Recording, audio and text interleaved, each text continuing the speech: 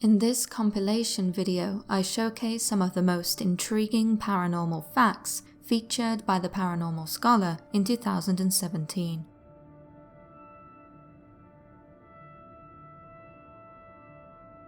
On Saturday the 31st of May, 1788, the Reverend Joseph Easterbrook was alerted to the strange case of George Lukens, a man who claimed to be possessed by the devil. It was one of the Reverend's parishioners, Mrs. Sarah Barber, who told him of Lukens' affliction. Upon visiting the village of Yatton in Somerset, a place where she used to live, Mrs. Barber had been disturbed to find a man she once knew in a state of extraordinary illness. George Lukens, a tailor and a common carrier by profession, had been a child of good character who constantly attended the church and sacrament. However, for the last 18 years, his demeanour had shifted. His nature changed.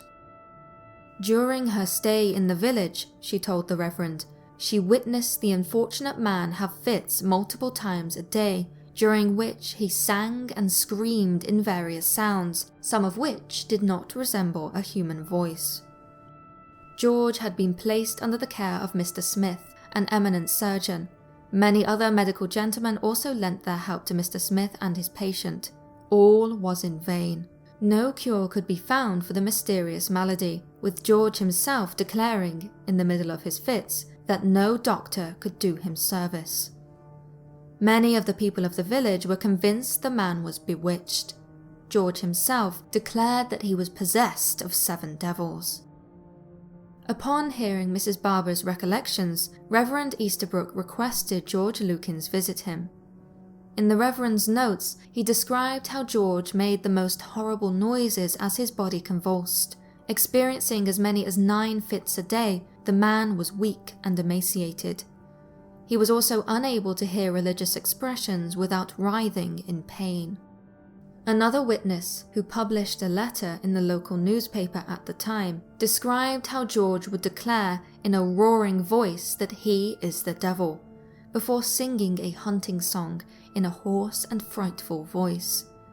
They even detailed how, at certain periods of the fit, he is so violent that an assistant is always obliged to be at hand to restrain him from committing some injury on himself. On the 13th of June, Reverend Easterbrook and several of his friends and colleagues met with George in the vestry room of the church. They began by singing hymns, which immediately caused George to convulse in agitation. His fit became more violent until he spoke in a deep, hoarse, hollow voice. The voice declared that it would never quit its hold of George, and that any attempt to help the man would cause him to suffer torment 1,000 times worse. The voice then started singing in its usual manner, boasting of its power, blaspheming and vowing vengeance on both the unfortunate George and all those who dared to oppose him. As the session continued, other voices manifested, all refusing to release George and warning against any and all attempts to help him. At one point, a voice possessed the man and declared, "I am the great devil," before causing George to have such violent convulsions that 2 men had to restrain him. When the voice thought to be the devil was asked why he tormented George, it answered, "That I may show my power amongst men." All the while, George continued to suffer violent convulsions despite his small size and weakened body. As the session reached its climax, one of the clergymen commanded, in the name of the Father, the Son, and the Holy Spirit, the evil spirit to depart the man. Prayers for his deliverance were offered, and the clergyman's command repeated. George's convulsions and agonies grew stronger. He was by now crying out, howling in miserable pain. Then he was delivered. The convulsions stopped. The devil, seemingly, departed. George Lukens, previously declared by medical men as incurable, was cured.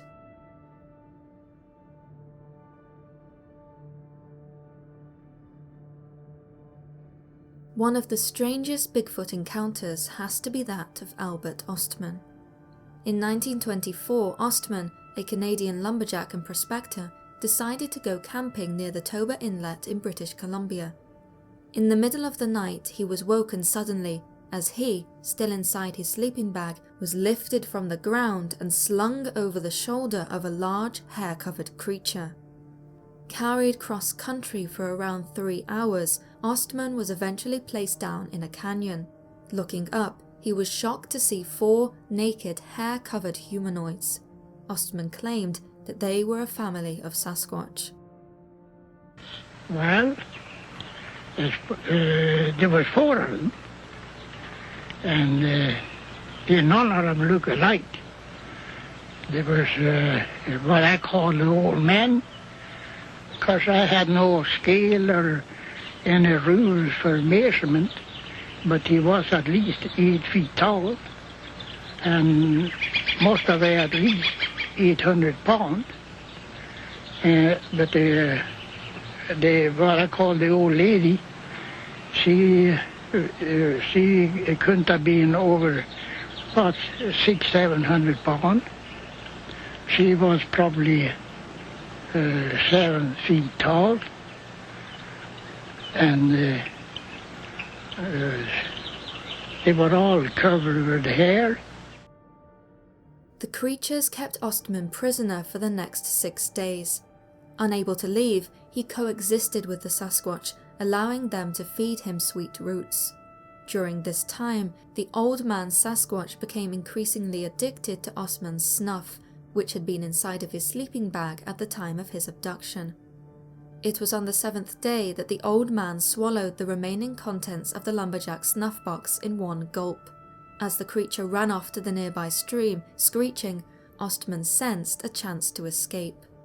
Startling the old lady Sasquatch with his rifle, also presumably carried with him inside of his sleeping bag, he was able to flee unharmed. A fantastical story by any standard, one which, at first glance, is very easy to dismiss. However, Ostman's abduction was something which he kept a secret for 33 years. Despite the events allegedly taking place in 1924, it was not until 1957 that he revealed his encounter to the public. On the 20th of August of that year, a police magistrate wrote an affidavit in which he confirmed Ostman's mental stability. I found Mr. Ostman to be a man of 64 years of age, in full possession of his mental faculties, of pleasant manner and with a good sense of humour. I questioned Mr. Ostman thoroughly in reference to the story given by Mr. Green, the researcher. I cross-examined him and used every means to endeavour to find a flaw in either his personality or his story, but could find neither. Not only did his story withstand professional scrutiny, but Ostman himself signed a solemn declaration indicating that his encounter with the Sasquatch family was true under oath and by virtue of the Canadian Evidence Act. To his dying day, Ostman maintained that his story was true and that he had indeed lived with Sasquatch for 6 days.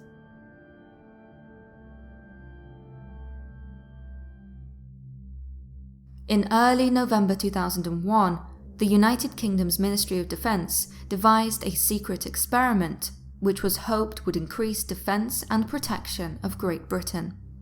Thanks to a UK Freedom of Information request in 2007, we now know that these secret tests intended to assess psychic powers and the brain's potential to remotely view information, much like the Stargate project. It is believed that this experiment was contrived in response to attacks in the United States which had shocked the world only the month before. Nick Pope, who ran the Ministry of Defence's UFO research program and worked at the ministry for 21 years, said, "It can only be speculation, but you don't employ that kind of time and effort to find money down the back of the sofa." It can be hypothesized that the MOD intended to train British soldiers to remotely view sensitive information about radical organizations active at the time, and hopefully prevent further harm being done to the general public. When one reads the now declassified UK Eyes Only secret report, it certainly seems like this may have been the case. In December 2001, a small sample of untrained amateur psychics were taken to a secret rented property that offered minimal environmental distractions. There, over the course of 18 sessions, the participants were invited to remotely view the contents of several sealed envelopes. Inside each envelope was a different image: Mother Teresa, a pocket knife, a petrol station, and an Asian inhabitant were among the hidden pictures. Minimal intrusion on the participants was important throughout the sessions. Therefore, experimental instruments were limited to 2 cameras, an audio recorder, and an electromagnetic field sensor. It was hoped that the latter would record electromagnetic activity close to the self-proclaimed psychics' heads to see if successful viewings caused higher than usual fields to be emitted from the brain. Throughout the experiment, the status of the participants was monitored in the hopes of revealing how remote viewing, if real, worked. Hand and head movements and breathing patterns were observed. One psychic even focused themselves to sleep during the remote viewing session. In the end, however, none of the participants accessed the target information concealed within the envelopes beyond reasonable doubt. In 28% of the sessions, it was reported that participants may have accessed some feature of the target. Ultimately, these results did not inspire the confidence required to continue the research. The Ministry of Defense concluded, much the same as the United States in 1995, that, for now at least, remote viewing was not going to help in the business of national security.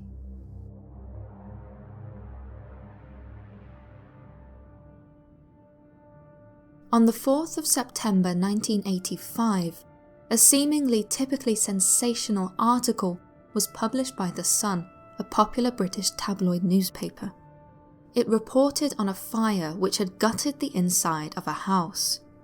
Yet, among the charred remains of furniture and personal possessions lay a painting which featured a young boy, tears streaming from his face at the centre.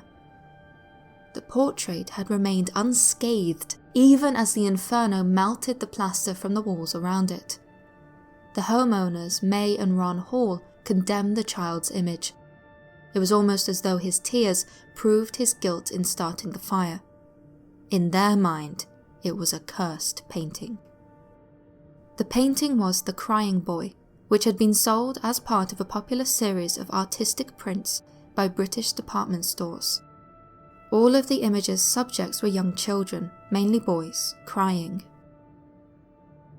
After the Sun's initial article, many more stories of fires involving the crying boy were reported. Houses and restaurants which displayed the evocative painting went up in flames, especially in the north of England, where the prints had been most widely sold. One report revealed how one man's home had exploded, only to leave behind the crying boy and another print from the same series.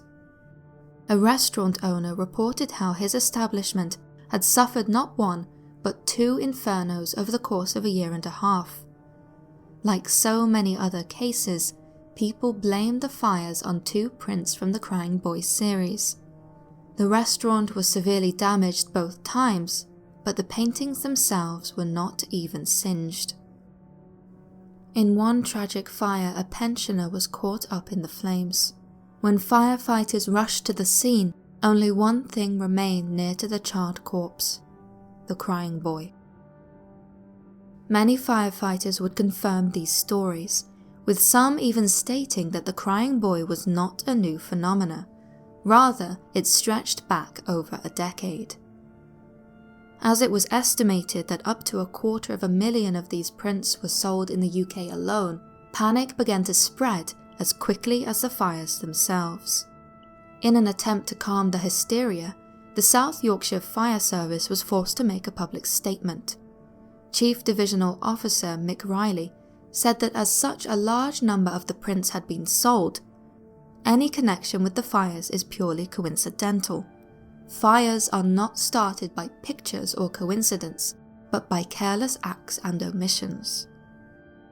Riley went on to reveal the service's explanation. The reason why this picture has not always been destroyed in the fire is because it is printed on high-density hardboard, which is very difficult to ignite. The public was not very reassured by this statement. especially when it was reported that the very same fire chief refused to accept a print of the crying boy as a gift. If there was no curse, then why fear the painting? The Sun newspaper in due course offered the public its solution. It commanded its readers to send their crying boy portraits to them, so that they could purify the paintings in a blazing bonfire meant to rid the world of its killer curse. So, just outside the city of Reading, 2,500 copies of the painting were set ablaze. Yet, despite their best efforts, the Sun did not banish the curse. In fact, fires relating to the crying boy were now being reported as far away as Brazil. On top of that, wild rumours of the artist having sold his soul to the devil were starting to be circulated. Bizarrely, it was even alleged that a Brazilian TV show had interviewed the man, who confessed to having sold his soul in order to be in league with Satan. Back in England, the origin of the original portraits were rumoured to have a different story. The crying boys were actually portraits of orphan children, who went on to perish after their orphanage caught fire.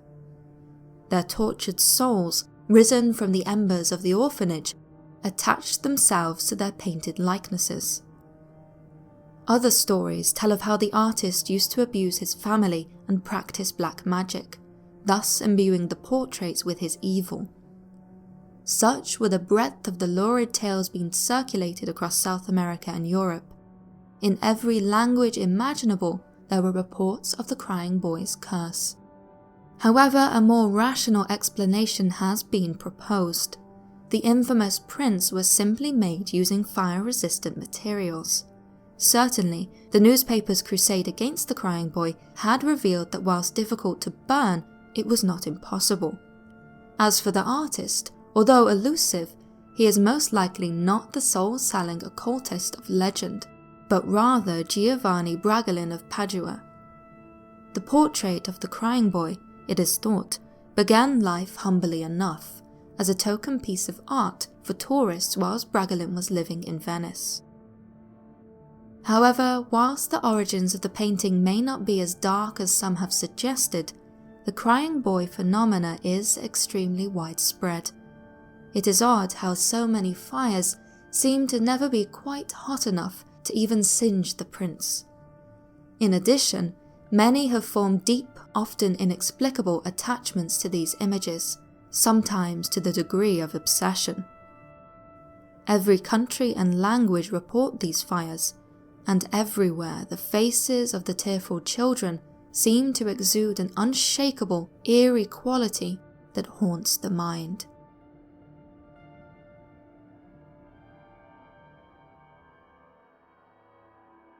Of all the sightings of mysterious creatures in wartime, none is more widely reported than the rock apes of Vietnam. Throughout the Vietnam War, fighters on both sides of the conflict regularly encountered large bipedal apes in the dense jungles. Bizarrely, Vietnam is home to no such wild apes. Even before the conflict found its way to the jungles of Vietnam, there had been a long local tradition of strange creatures lurking in the wilderness. Various names have been assigned to the creatures by local peoples, including Batatu or forest people. Particularly cited within the Vu Quang Nature Reserve, such stories describe muscular, bipedal beings with ape-like features, around 6 feet tall and covered in reddish-brown hair, excepting the knees, soles of the feet, hands and face. A commonly reported trait of the forest people is their displays of boldness and, on occasion, aggression. In Borneo, where the creatures are also claimed to exist, witnesses state that they do occasionally kill humans. Whilst locals of these regions consider the creatures to be a fact of life, the Batatu was relatively unknown to the outside world. That was until war pushed its way into the creature's supposed habitat. Among American soldiers, the creatures were known as rock apes, supposedly because of their propensity to hurl rocks at soldiers. In the decades after the Vietnam War, veteran testimonies of encounters with these creatures are commonplace. One such veteran, who served as an airborne infantry squad leader with the 101st Airborne in 1968 and 1969, described seeing numerous brown and reddish-brown rock apes around the Ashwau Valley. Although sightings of the creatures were common, they were likely never killed. As silence was the rule of the jungle, unnecessary gunfire was to be avoided at all costs. According to the eyewitness, the higher echelons of command wanted confirmed body counts and not mysterious creature sightings. As such, many rock ape sightings were unreported at the time.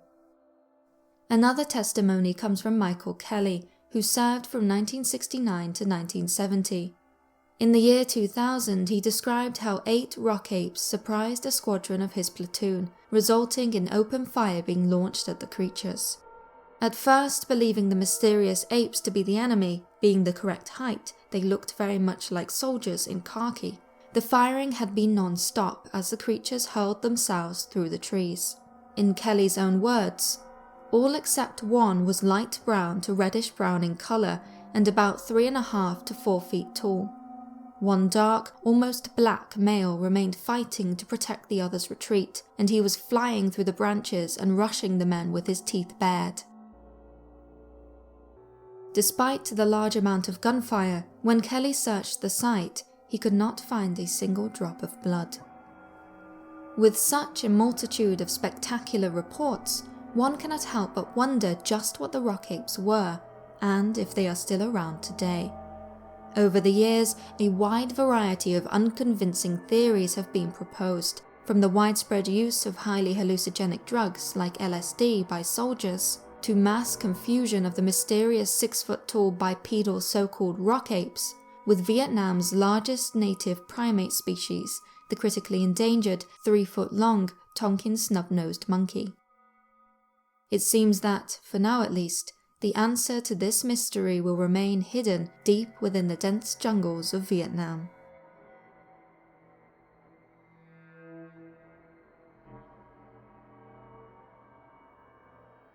Prahlad Jani, an Indian holy man born in 1929, claims to have neither eaten nor drank since childhood. During an interview for a documentary on the controversial topic, Jani described how 3 goddesses appeared to him and told him that he, quote, need not be concerned about food ever again. I was 7, and from that day on, I stopped eating and drinking. Now 87 years old, Jani spends his days living as a hermit in a cave in the mountains outside of his home village in India. In spite of the expected biological implications of a lifestyle consisting of no food or water, Jani is in perfect health. Indeed, over the years, he has twice subjected himself to scientific observation. In November 2003, Jani spent 10 days under constant observation at the Sterling Hospital in the western Indian city of Ahmedabad.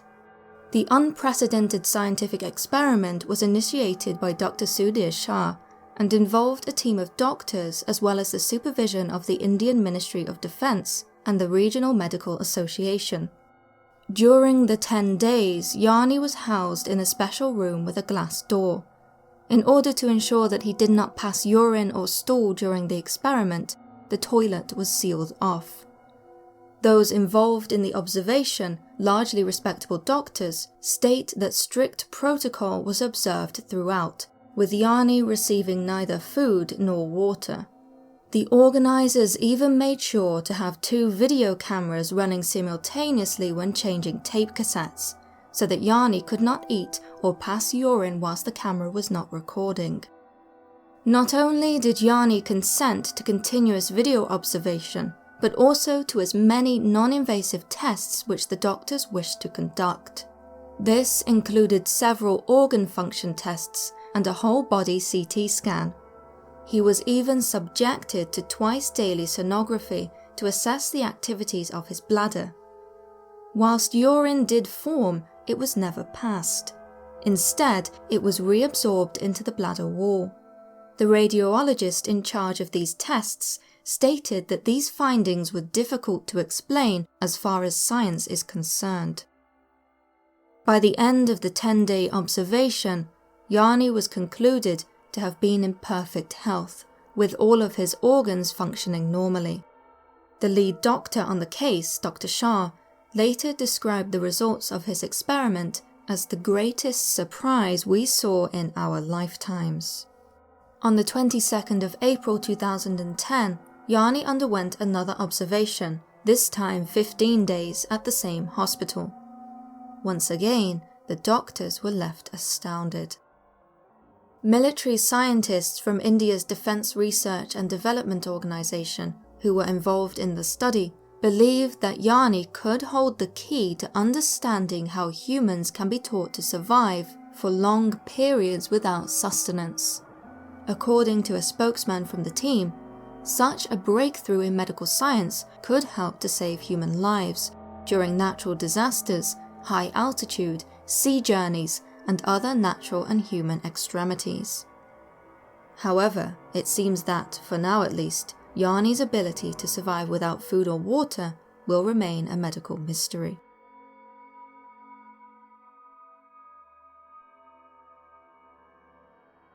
Captured by a surveillance camera in 2003, this photograph appears to show a dark figure drag itself across the floor of a library.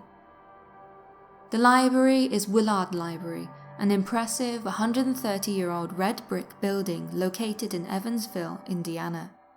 As well as housing treasured book collections, it is said that a grey lady and a dark mass also call the library home.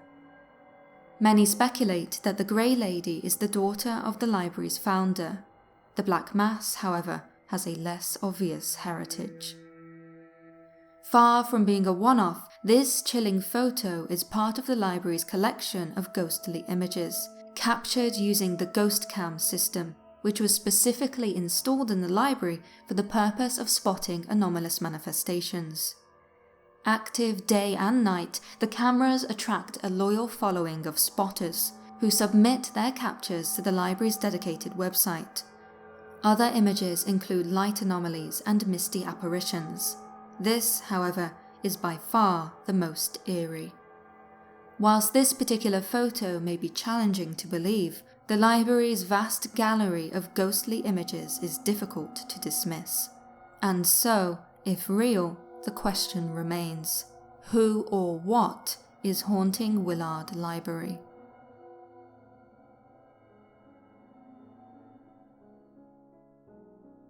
In 1688 in Boston, there lived a family by the name of Goodwin. At its head was John, a sober and pious man, a mason by trade and a father to 6 children. It was the eldest of these children, a daughter called Martha, who noticed that the family's washerwoman had been stealing some of the household's linen.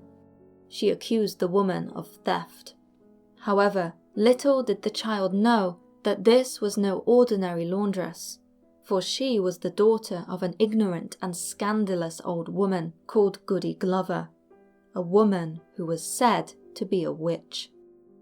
Soon after the accusation, the eldest Goodwin child fell seriously ill. Before too long, 3 of Martha's siblings, a sister and 2 brothers, were seized by the same illness. Fits, beyond those of epilepsy, tortured the 4 children. Not only that, sometimes they would be deaf, sometimes dumb, and sometimes blind, and often all this at once. They would have their mouths opened unto such a wideness that their jaws went out of joint. The same would happen to their shoulder blades, and their elbows and hand wrists and several other joints. Onlookers described how the children would at times lie in such bizarre positions that their bodies would be stretched out, drawn backwards to such a degree that it was feared that the very skin of their bellies would have cracked. They would cry out, writhing in agony, screaming that they were being cut with knives and struck with blows that they could not bear. Naturally, John Goodwin and his wife were terrified for their children. Respected physicians were consulted for help. However, nothing could be done for their afflictions. According to the doctors, the cause of the inexplicable illnesses was the witchcraft of Goody Glover. A religious family as they were, the Goodwins prayed for an end to the children's sufferings. It was said that, after a day-long prayer vigil, the youngest of the children was delivered, their pain gone.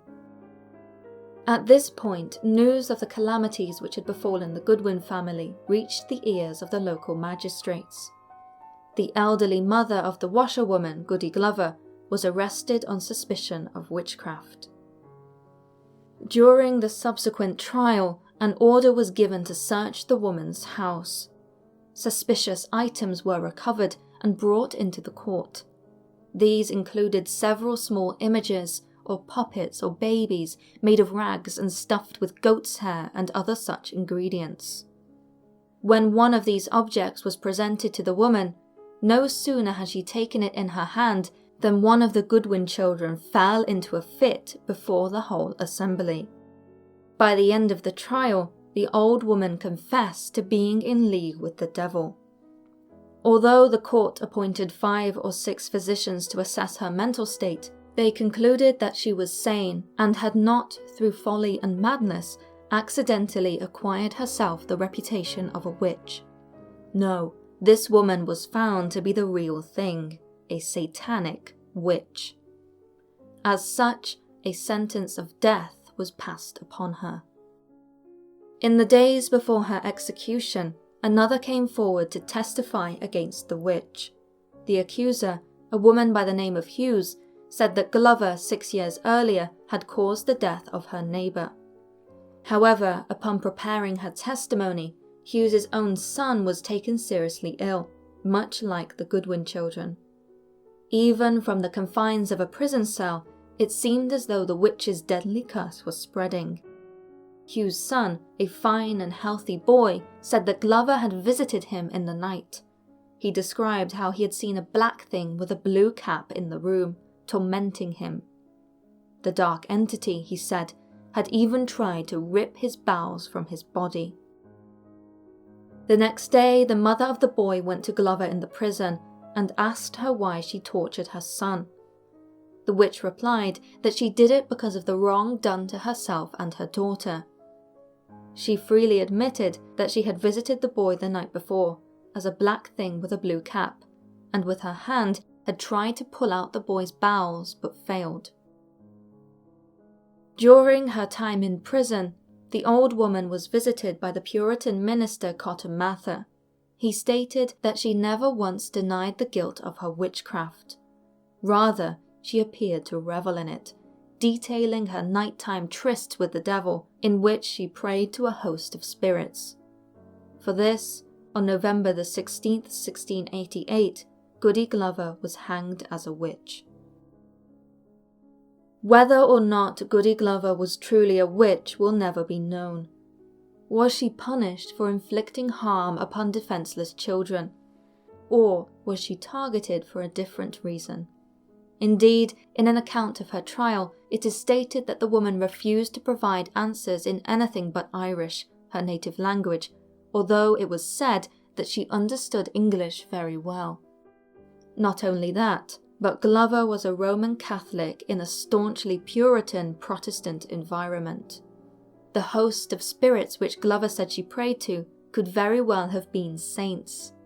Similarly, the dolls found in her home, believed to have been used for witchcraft by the court, might actually have been crude representations of Catholic saints.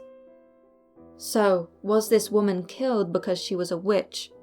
Or was she killed because the evil doings of a heretical foreigner was the only way to explain the otherwise unexplainable illnesses of the Goodwin children? These, after all, were suspicious times. Prejudice of the Puritan mass against the Catholic minority was common. Arguably, it was all too easy to explain one's problems away as the fault of a suspicious outsider. As such, many now consider Goody Glover a Catholic martyr.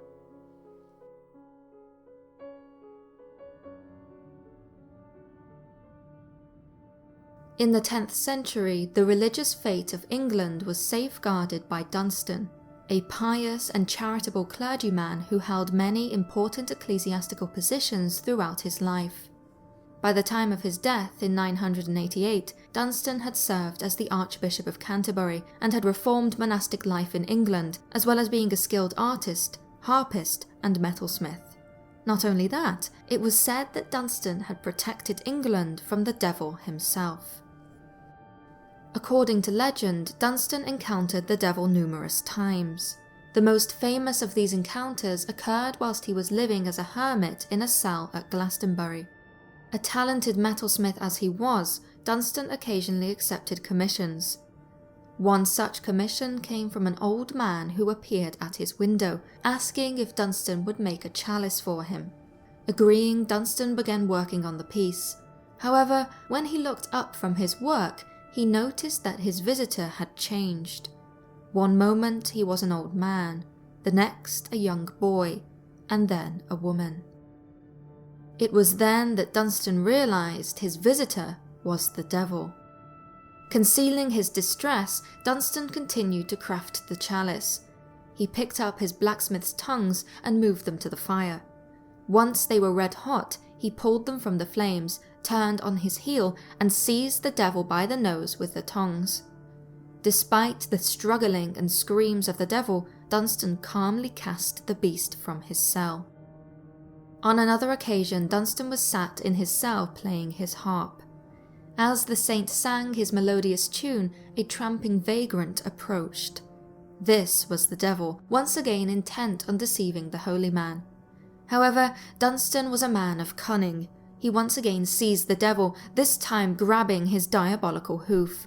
The saint proceeded to shoe the beast, furiously nailing a metal horseshoe into the devil's hoof. The devil pleaded and cried in pain as Dunstan hammered nail after long nail into him. When he was done, Dunstan only agreed to remove the shoe and free the devil after he promised he would never pass through a door over which a horseshoe hangs. From then on, the hanging of a horseshoe outside one's home has been associated with good luck and protection. Over your threshold on your mast, be sure the horseshoe's well nailed fast.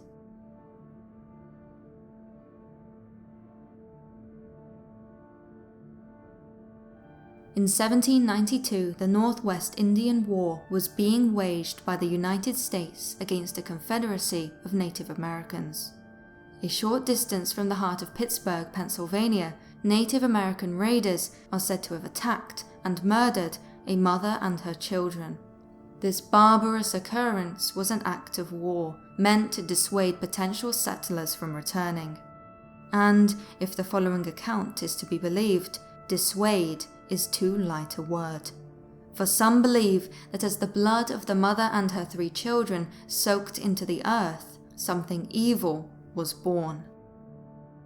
In 1988, Bob and Lisa Cramner and their children moved into 3406 Brownsville Road, the house supposedly built upon the site of the grisly murders centuries before. Even before the Cranmers bought the house, during a walkthrough, one of their children began hyperventilating by the staircase after having seen an apparition.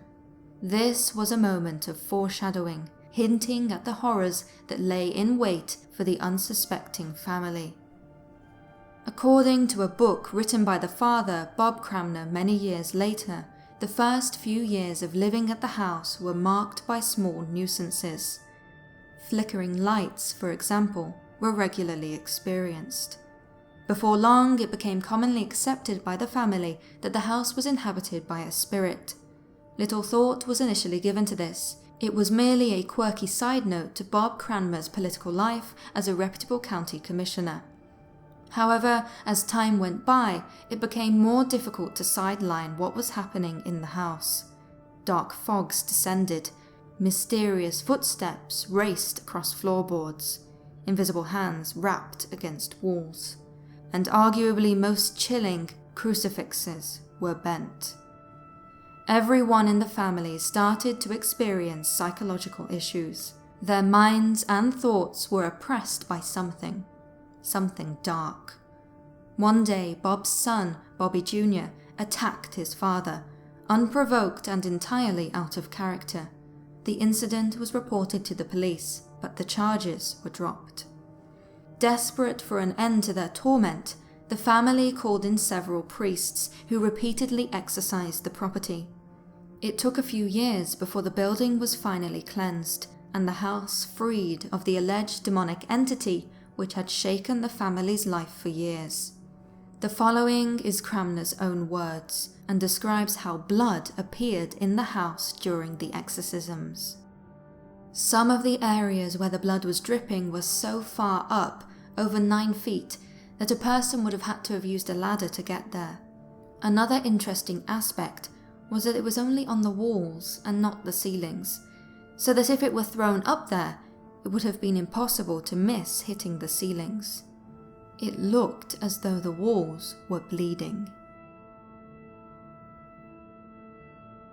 Thank you for watching. If you enjoyed this, please subscribe for more of the paranormal. To watch the featured videos in full, you can find all the video links in the description. Equally, you can check out last year's compilation, the link to which is on screen now. Remember, the more you know, the more there is to fear.